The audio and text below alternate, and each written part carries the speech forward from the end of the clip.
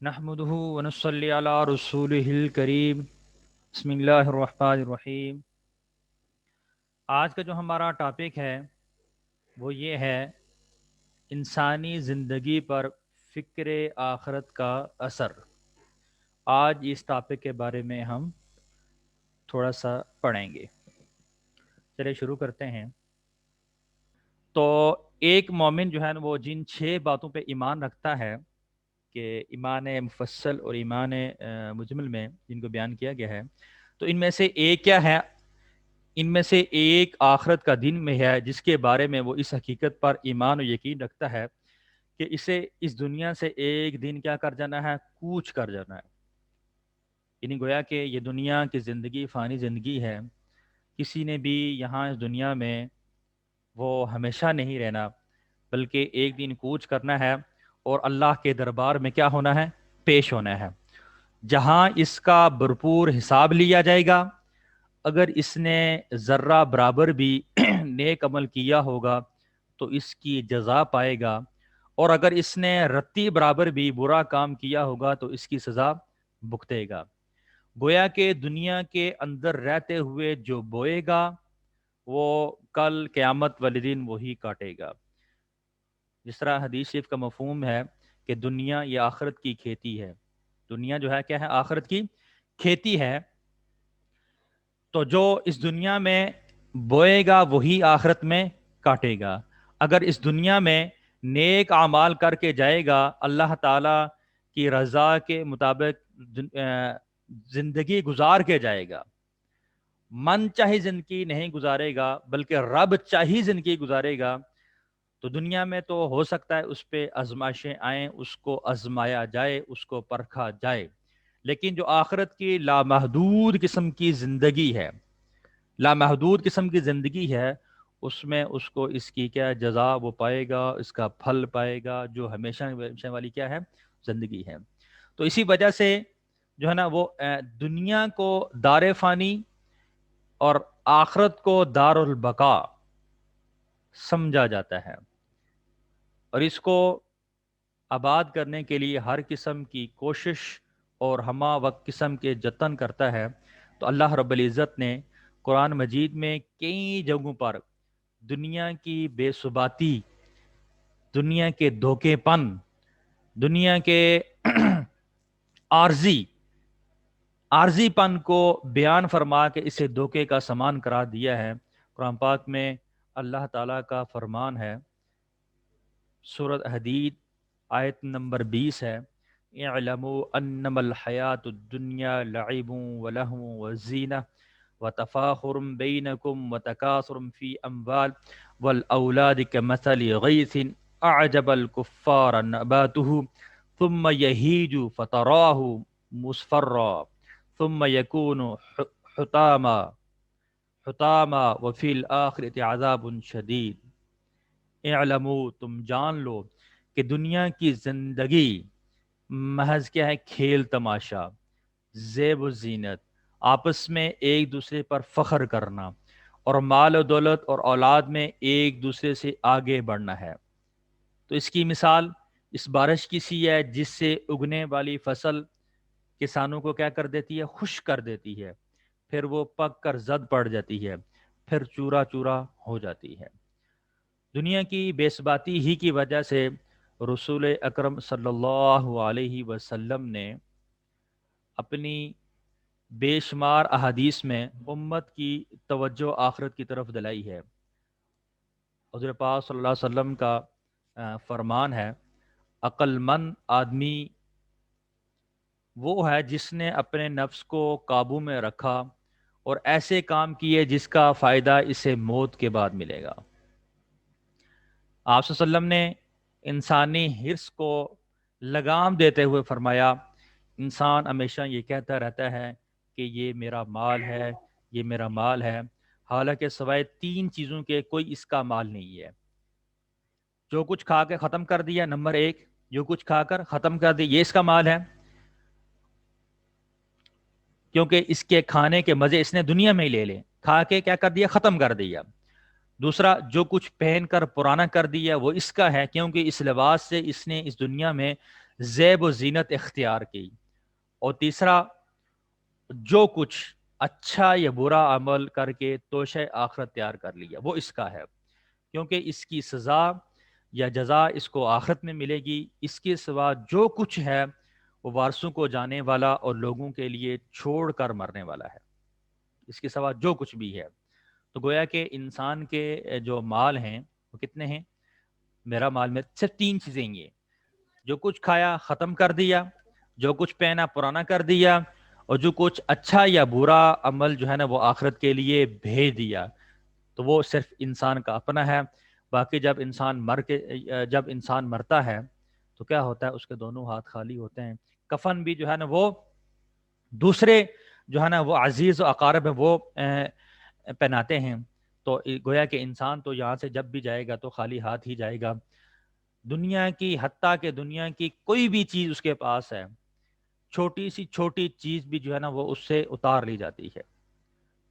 تو اگر انسان کے پاس سونے کی دو وادیاں بھی ہوں نا تو پھر اس کی چاہت ہوگی کہ کاش اسے تیسری بھی مل جائے۔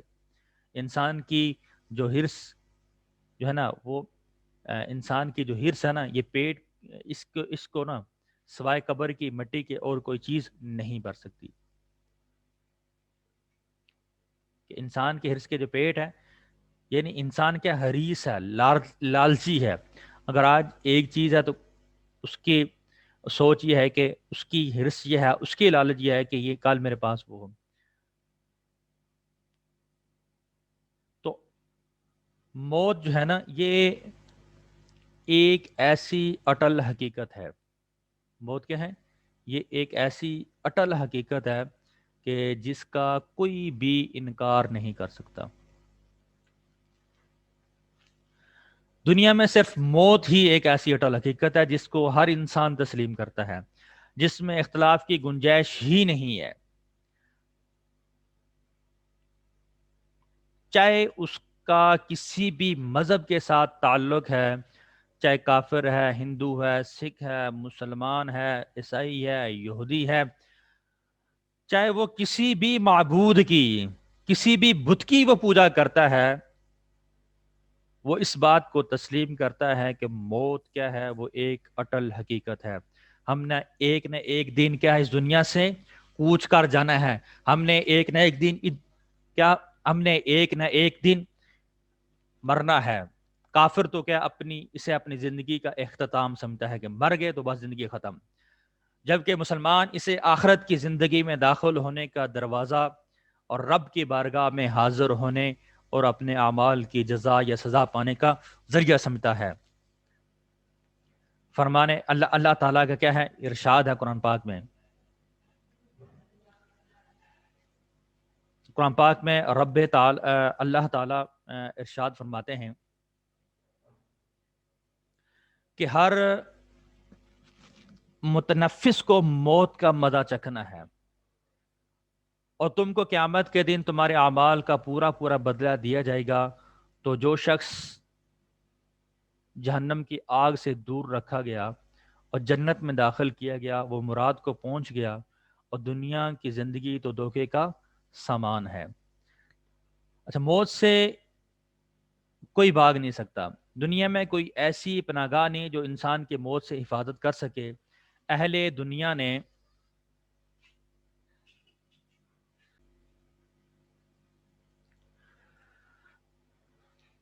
موت سے جو ہے نا کوئی بھاگ نہیں سکتا۔ دنیا میں کوئی ایسی پناہ گاہ نہیں ہے جو انسان کی موت سے حفاظت کر سکے۔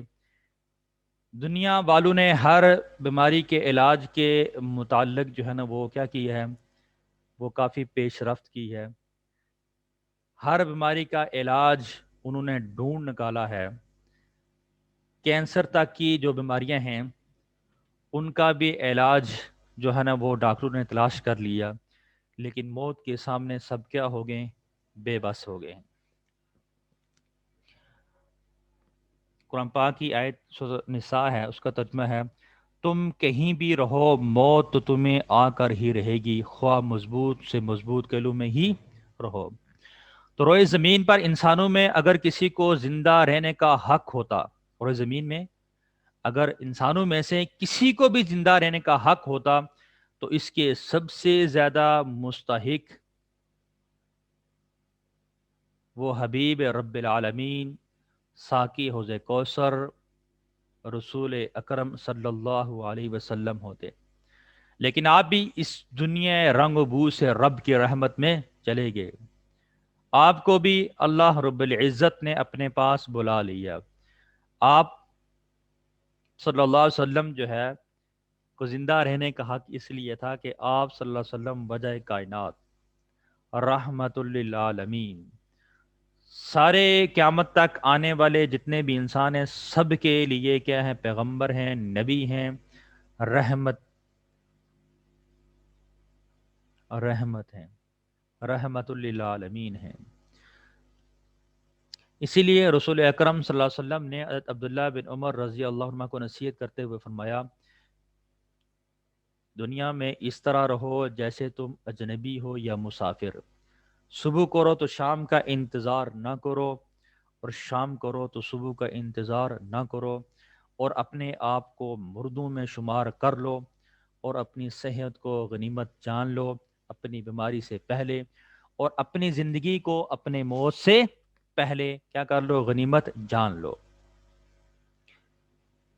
یعنی دنیا کو وطن نہ بنانا کہ تم اس میں عرصہ دراز تک رہیں، تمہیں جو ہے نا اس میں عرصہ دراز تک رہنے کی کیا امید پیدا ہو جائے گی، آرزو پیدا ہو جائے گی، اس سے صرف اتنا ہی تعلق رکھنا جتنا کہ ایک اجنبی شخص جو کہ کیا اپنے اپنے جو اہل عیال کے پاس لوٹنا چاہتا ہے، اجنبی ملک میں کیا وہ رہ رہا ہے، تو جہاں سے پاکستان سے جو لوگ اجنبی جو ہے نا سعودیہ جاتے ہیں یا جو یورپ کے جو ملک ہیں ان میں جاتے ہیں، تو وہ کیسے جاتے ہیں؟ گویا کہ وہ ہمہ وقت جو ہے تیار رہتے ہیں کہ کب جو ہے نا وہ ہم اتنا کما لیں کہ ہم یہاں سے کوچ کر جائیں گے، تو ہر وقت وہ تیار ہی رہتے ہیں کہ ہم نے واپس پاکستان جانا ہے۔ تو اجنبی، تو اسی طرح ہمیں جو ہے نا وہ اس دنیا میں رہنا چاہیے، ہمیں اس دنیا میں رہنا چاہیے کہ کوئی پتہ نہیں ہے کہ موت کب آ جائے، کل کب جو ہے نا ہم یہاں اس دنیا سے کیا کر جائیں؟ کوچ کر جائیں۔ بقول شاعر کیا ہے؟ فکر عقبا کی کر آج ہی بے خبر، کل نہ کر کل کا کوئی بھروسہ نہیں۔ تو اسی لیے رسول اللہ صلی اللہ علیہ وسلم نے حکم دیا ہے تمام لذتوں کو پاش پاش کرنے والی چیز کو بکثرت یاد کیا کرو، لذتوں کو پاش پاش کرنے والی، یہ دنیا کی رنگینیاں جو ہیں، یہ دنیا کی جو لذتیں ہیں، یہ دنیا کے جو آسانیاں ہیں، آرام ہیں، عیش و عشرت ہیں، ان کو پاش کرنے والی چیز کیا ہے؟ صحابہ کرام نے کیا عرض کیا؟ یا رسول اللہ وہ کون سی چیز ہے؟ آپ صلی اللہ علیہ وسلم نے فرمایا وہ موت ہے۔ کیا ہے وہ؟ موت ہے۔ موت جو ہے وہ دنیا کی ہر ایک نعمت، دنیا کی ہر ایک لذت کو کیا زائل کرنے والی ہے۔ پھر آپ صلی اللہ علیہ وسلم نے ایک موقع پہ فرمایا کہ تم قبرستان کی بار بار زیارت کرو، اس لیے کہ یہ عمل تمہیں موت کی یاد دلاتا ہے، اور حقیقت بھی یہی ہے کہ انسان کو عبرت حاصل کرنے کے لیے قبرستان سے بہتر کوئی اور جگہ نہیں، کوئی اور جگہ نہیں ہے۔ تو دنیا کے متعلق جو ہے وہ مومن کا جو کردار ہے یہ ہے کہ جو بندہ مومن ہے وہ دنیا سے اپنا دل نہیں لگاتا، وہ دنیا سے اپنا دل نہیں لگاتا، وہ اپنی ساری توجہ آخرت پر کیا رکھتا ہے؟ مرکوز رکھتا ہے۔ گزر اوقات کے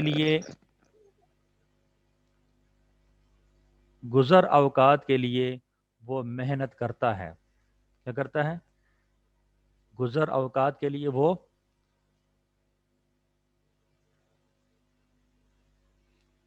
محنت کرتا ہے، مزدوری کرتا ہے، تجارت و زراعت اور دنیا کے تمام جو حلال اور جائز ذرائع استعمال کر کے وہ ایک باوقار زندگی گزارتے ہوئے بھی آخرت کو کبھی بھی نہیں بولتا۔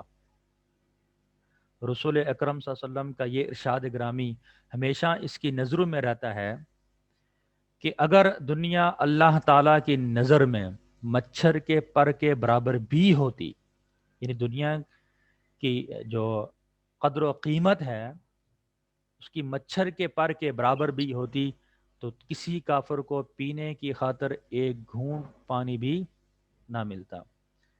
گویا کہ اللہ رب العزت کے ہاں اس دنیا کی کوئی قدر و قیمت نہیں ہے، اس دنیا کی کوئی وقت ہی نہیں ہے۔ اگر ہوتی اللہ تعالیٰ کے ہاں اس دنیا کی، اللہ تعالیٰ کی نظر میں اس دنیا کی مچھر کے جو پر ہے، مچھر ایک چھوٹی سی مخلوق جو ہے اس پر کے برابر بھی ہوتی، تو کسی کافر کو پینے کی خاطر ایک گھونٹ پانی بھی نہ ملتا۔ دنیا سے بے رغبتی اللہ تعالیٰ کی محبت کے حصول کا ایک عظیم ذریعہ ہے۔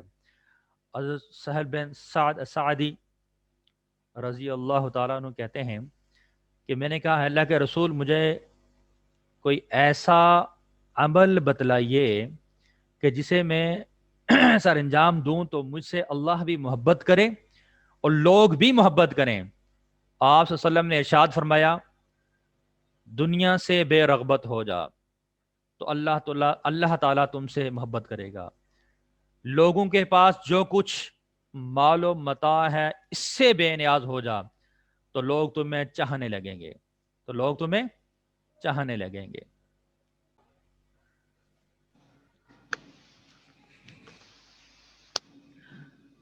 تو آپ صلی اللہ علیہ وسلم نے ارشاد فرمایا کہ دنیا سے بے رغبت ہو جاؤ تو اللہ تعالیٰ تم سے محبت کرے گا۔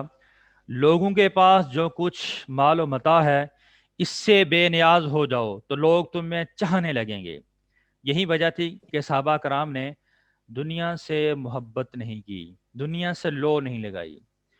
ابو ذر رضی اللہ تعالیٰ عنہ ایک عظیم صحابی ہیں، ان کی دنیا سے بے رغبتی کا عالم یہ تھا کہ جو کچھ دن میں کماتے شام ہونے سے پہلے پہلے اللہ کی راہ میں خرچ کر دیتے تھے۔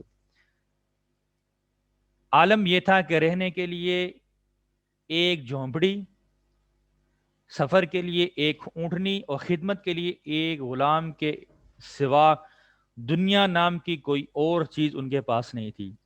ایک دن غلام نے تنگی اور اسرت کی ایک دن غلام نے تنگی کی زندگی سے پریشان ہو کے تنگ آ کر کہا حضرت آپ کی خیرات پاتے پاتے لوگ مالدار ہو گئے، لیکن آپ کا عالم یہ ہے کہ رہنے کے لیے سلیقے کا مقام بھی نہیں ہے، زندگی میں کم از کم رہنے کے لیے ایک اچھا مکان تو بنا لیجئے۔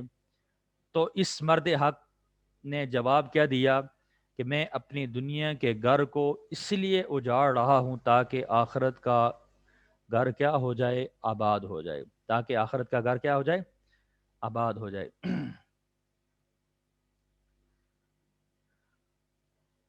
حضرت احنف بن قیس رضی اللہ تعالیٰ عنہ حضرت امیر معاویہ رضی اللہ تعالیٰ عنہ کے مجلس میں تھے، تو انہوں نے حضرت احنف بن قیس رضی اللہ تعالیٰ عنہ سے کہا آپ ذرا حضرت علی بن ابی طالب رضی اللہ تعالیٰ عنہ کے کچھ اوصاف بیان کریں۔ تو انہوں نے عرض کیا امیر المؤمنین کیا آپ مجھے معاف کر دیں گے؟ حضرت امیر معاویہ رضی اللہ تعالی عنہ نے کہا آپ بیان کرتے جائیے۔ کیا کریں آپ بیان کرتے جائیں۔ تو حضرت احنف بن قیس رضی اللہ تعالی عنہ نے جہاں حضرت علی بن ابی طالب رضی اللہ تعالی عنہ کے بے شمار وسائل، حضرت علی رضی اللہ تعالی عنہ کی بے شمار خصائل محمودہ کا تذکرہ فرمایا، وہی یہ بھی بیان کیا کہ ایک مرتبہ میں نے دیکھا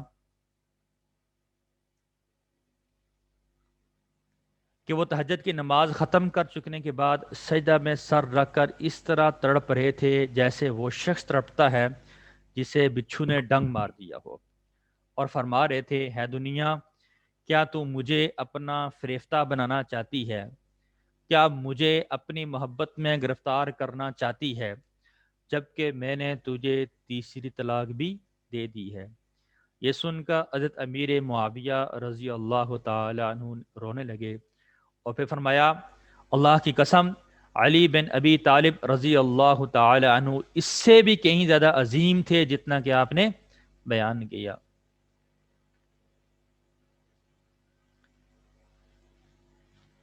جب انسان اس بات پر یقین رکھتا ہے کہ اسے روز محشر اللہ تعالیٰ کے سامنے کھڑے ہونا ہے، اپنے اعمال کا حساب دینا ہے، تو وہ دن کا اجالا ہو یا رات کا اندھیرا کسی کو دھوکہ نہیں دے گا، جھوٹ نہیں کہے گا، بے وفائی نہیں دکھائے گا، اور موجودہ دنیا میں جو کچھ برائیاں ہیں ان سے اپنا دامن بچا کر رکھے گا۔ فکر آخرت رکھنے والے کچھ اللہ کے جو نا وہ جو یعنی جن کو فکر آخرت تھی، کچھ جو واقعات جو ہے نا اس بات پہ کہ انسانی زندگی پہ فکر آخرت کے اثرات کیا ہیں، تو اس میں واقعات دیکھ لیں۔ حضرت عبداللہ بن دینار کہتے ہیں کہ میں حضرت عبداللہ بن دینار رضی اللہ تعالیٰ عنہ کہتے ہیں میں حضرت عمر رضی اللہ تعالیٰ عنہ کے ہمراہ مکہ کے لیے روانہ ہوا۔ راستے میں ایک چرواہا ایک پہاڑی کی ڈھلان سے اترتا ہوا نظر آیا۔ حضرت عمر رضی اللہ تعالیٰ عنہ اسے آزمانے کے لیے کہا ہے چراہا بکریاں چرانے والے ان بکریوں میں سے ایک مجھے فروخت کر دے۔ میں مالک نہیں ہوں، میں غلام ہوں۔ حضرت عمر رضی اللہ تعالیٰ عنہ نے فرمایا کوئی بات نہیں ہے، مجھے فروخت کر کے اپنے مالک سے کہہ دے کہ اس بکری کو بھیڑیے نے کھا لیا۔ اس پر جو ہے نا بکریاں چرانے والے نے کہا فَأَيْنَ اللَّهُ فَأَيْنَ اللَّهُ، حضرت تو پھر اللہ کہاں ہے؟ حضرت عمر رضی اللہ تعالی عنہ نے اس بکریاں چرانے والے سے کیا کہا؟ اس بکریاں چرانے والے سے کہا کہ ایک جو بکری جو ہے نا وہ ہمیں دے دو۔ حضرت عمر رضی اللہ تعالی عنہ نے اس بکریاں چرانے والے سے یہ کہا کہ ایک بکری ہمیں دے دو، تو اس نے کہا کہ میں مالک نہیں ہوں بلکہ غلام ہوں۔ تو حضرت عمر رضی اللہ عنہ نے فرمایا کہ کوئی بات نہیں، تم مجھے فروخت کر دو اور اپنے مالک سے یہ کہہ دینا کہ اس بکری کو بیڑیا کھا گیا ہے۔ تو چراوے جو بکریاں چرانے والا تھا اس نے کیا کہا فَأَيْنَ اللَّهُ، حضرت تو پھر اللہ کہاں ہے؟ تو حضرت عمر رضی اللہ تعالیٰ عنہ رو پڑے اور اس کے ساتھ چل کر اس کے مالک سے بات کی اور اسے خرید کر آزاد کر دیا اور فرمایا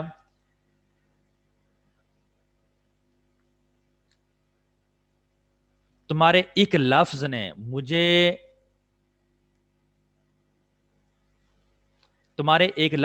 تجھے تمہاری غلامی سے نجات دلا دی ہے، اور مجھے امید ہے کہ آخرت میں بھی تجھے جو ہے نا یہ جو لفظ ہے یہ آخرت میں بھی تجھے دوزخ کے عذاب سے نجات دلا دے گا۔ وہ جو بکریاں چرانے والے تھا اس نے صرف کیا کہا تھا فَأَيْنَ اللَّهُ، کہ تو پھر اللہ کہاں؟ یعنی گویا کہ اللہ دیکھ رہا ہے، جب اللہ دیکھ رہا ہے جو مالک نہیں ہے، میں آپ کو بکریاں دے دیتا ہوں، بکری دے دیتا ہوں، آپ بکری خرید کے لے بھی چلے جائیں گے، مالک کو نہیں پتا چلے گا، میں مالک کو کہہ دوں گا کہ ہاں ٹھیک ہے کوئی نہیں ہے، بکری کو بیڑیا کھا گیا، لیکن اللہ کی ذات میں اس سے کہاں چھپ سکوں گا۔ تو یہ جو ہے نا واقعہ کس کا کہ انسانی زندگی پر فکر آخرت کے جو ہے نا وہ اثرات۔ امام غزالی رحمہ اللہ تعالی احیاء العلوم میں لکھتے ہیں، کیا لکھتے ہیں کہ امام یونس بن عبید رحمہ اللہ جو کپڑوں کا کاروبار کرتے تھے، آپ کی دکان میں مختلف قسم کے لباس، چادریں اور جوڑے تھے، ان میں سے کچھ کی قیمت 400 درہم اور کچھ کی 200 درہم تھی۔ آپ نماز پڑھنے کے لیے مسجد جاتے ہوئے دکان میں اپنے بھتیجے کو چھوڑا اور اسے تمام کی تمام قیمتیں بھی ساتھ سمجھا دیں۔ تو اس دوران ایک بدو شخص آیا، اس نے 400 درہم کا ایک جوڑا مانگا، لڑکا چلاک تھا، اس نے اسے 200 درہم والا جوڑا دکھایا، اس نے اسے پسند کیا اور خوشی خوشی 400 درہم دے کے چلا گیا۔ راستے میں اسے جو ہے نا یونس بن عبید مل گئے، انہوں نے اس کپڑے کو پہچان لیا جو ان کی دکان سے خریدا گیا تھا۔ آپ نے اس بدو سے پوچھا تم نے اسے کتنے میں خریدا؟ کہا 400 درہم میں۔ آپ نے فرمایا کہ یہ 200 درہم سے زیادہ کا نہیں ہے، اس لیے تم اسے واپس کر رہو۔ اس نے کہا حضرت یہ ہمارے ہاں 500 درہم کا ملتا ہے اور میں نے اسے اپنی خوشی سے خریدا۔ آپ نے فرمایا میرے ساتھ واپس چلو، اس لیے کہ دین میں خیر خواہی کا مقام دنیا اور اس میں جو کچھ ہے اس سے بہتر ہے۔ پھر آپ اپنی دکان پر آئے اور اسے 200 درہم واپس کر کے اپنے بھتیجے کو خوب کیا ڈانٹا، اس سے جھگڑا کیا اور فرمایا کہ تمہیں ذرا بھی شرم نہیں آئی کہ تم میں کچھ بھی اللہ کی تمہیں کہ تم میں کچھ بھی اللہ کا خوف نہیں، اصل قیمت کے برابر فائدہ کھاتے ہو اور مسلمانوں کے ساتھ خیر خواہی نہیں کرتے ہو۔ اسی طرح کا واقعہ ہے مولانا سید ابو الحسن علی ندوی اپنی مشہور کتاب جو ہے کہ انسانی دنیا پر مسلمانوں کے عروج و زوال کا اثر، اس میں لکھتے ہیں کہ انگریزی علمداری کی ابتدا کا واقعہ ہے کہ ضلع مظفر نگر کے قصبہ کاندلہ میں ایک جگہ پر ہندو اور مسلمانوں میں تنازع ہوا۔ اب یہ ہندوؤں کا معبد ہے یا مسلمانوں کی مسجد؟ انگریز مجسٹریٹ نے فریقین کے بیانات سننے کے بعد مسلمانوں سے تخلیہ میں پوچھا کہ ہندو میں کوئی ایسا شخص ہے جس کی صداقت پر آپ اعتماد کر سکتے ہیں اور جس کی شہادت پر فیصلہ کر دیا جائے؟ انہوں نے کہا ہمارے علم میں ایسا کوئی شخص نہیں۔ ہندوؤں سے پوچھا تو انہوں نے کہا یہ بڑی آزمائش کا موقع ہے، معاملہ قومی ہے، لیکن پھر بھی ایک مسلمان بزرگ ہیں جو کبھی جھوٹ نہیں بولتے، شاید وہ اس موقع پر تلمیذ حضرت شاہ عبد العزیز صاحب خلیفہ حضرت سید احمد شہید بھی سچی ہی بات کہیں۔ یہ بزرگ مفتی الہی بخش صاحب کے خاندان کے ایک بزرگ تھے۔ مجسٹریٹ نے ان کے پاس چپراسی بھیج کا عدالت میں طلب کیا۔ انہوں نے فرمایا کہ میں نے قسم کھائی ہے کہ فرنگی کا منہ کبھی نہ دیکھوں گا۔ مجسٹریٹ نے کہا آپ میرا منہ نہ دیکھیں لیکن تشریف لے آئیں، معاملہ اہم ہے، معاملہ اہم ہے، اور آپ کے یہاں تشریف لائے بغیر فیصلہ نہیں ہو سکتا۔ وہ بزرگ تشریف لائے اور پیٹھ پھیر کر کھڑے ہو گئے۔ معاملہ ان کی خدمت میں عرض کیا گیا اور دریافت کیا گیا کہ آپ کا اس کے بارے میں کیا علم ہے؟ ہندوؤں اور مسلمانوں کی نگاہیں جو ان کے چہرے پہ ہیں، کان ان کے جواب پر لگے ہوئے تھے جس پر اس اہم معاملے کا فیصلہ ہونا تھا۔ ان بزرگ نے فرمایا کہ صحیح بات تو یہ ہے کہ جگہ کس کی ہے؟ ہندوؤں کی ہے، مسلمانوں کا اس سے کوئی تعلق نہیں۔ عدالت کا فیصلہ ہو گیا، جگہ ہندوؤں کو مل گئی، مسلمان مقدمہ ہار گئے، لیکن اسلام کی اخلاقی فتح ہوئی۔ صداقت اور اسلامی اخلاق کے ایک مظاہرے نے چند گز زمین کھو کر بہت سے غیر مسلم انسانوں کے ضمیر اور دل و دماغ جیت لیے۔ بہت سے ہندو اسی دن ان کے ہاتھ پہ کیا ہو گئے؟ مسلمان ہو گئے۔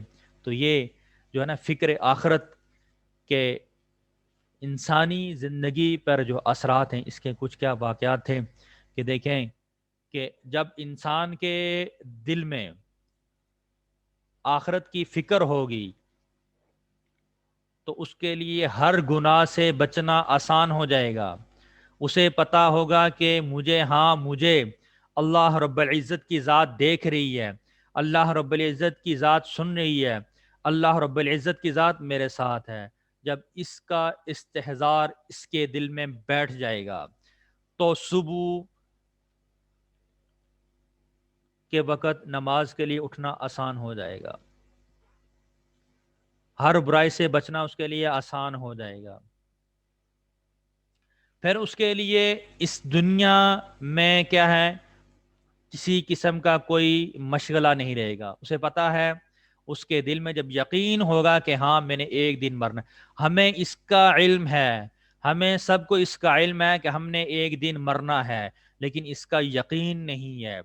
کیوں؟ اگر یقین دل میں بیٹھا ہوتا تو آج ہم کیا کر رہے ہوتے؟ جو آخرت کی لامحدود زندگی ہے، جو نا ختم ہونے والی زندگی ہے، اس کی تیاری کر رہے ہوتے۔ اس دنیا کے کاموں میں ہم کیا بالکل نہ لگے ہوتے۔ ہم کہتے ہیں کہ دین اسلام پہ زندگی گزارنا کیا ہے؟ مشکل ہے۔ نہیں بھائی، کوئی مشکل نہیں ہے۔ اگر ہم دین اسلام پہ زندگی گزارنا چاہیں، 5 وقت کی نماز، زکوٰۃ ہے تو سال بعد ہے وہ بھی صاحب استطاعت، صاحب نصاب پہ ہے، اگر حج ہے تو وہ بھی صاحب استطاعت، اچھا روزے ہیں تو وہ بھی سال بعد ہیں، باقی بندہ انسان جو ہے وہ گناہ کبیرہ سے بچتا رہے، گناہ کبیرہ سے بچے، اور جو معاشرے میں اخلاقی اقدار ہیں ان پہ عمل پیرا ہو، کیا ہو، عمل پیرا ہو، بس اتنی سی بات ہے۔ لیکن ہم کیا ہیں، جو ہم یہ سمجھتے ہیں کہ دین پہ عمل کرنا مشکل ہے، دین کو، اسلام کو ہم نے آج خود ہی کیا کیا ہوا ہے، وہ ہم نے مشکل بنایا ہوا ہے۔ علیہ دین اسلام مشکل نہیں ہے، اس کے مطابق زندگی گزارنا کوئی مشکل نہیں ہے، ایک دفعہ انسان تہیہ تو کر لے۔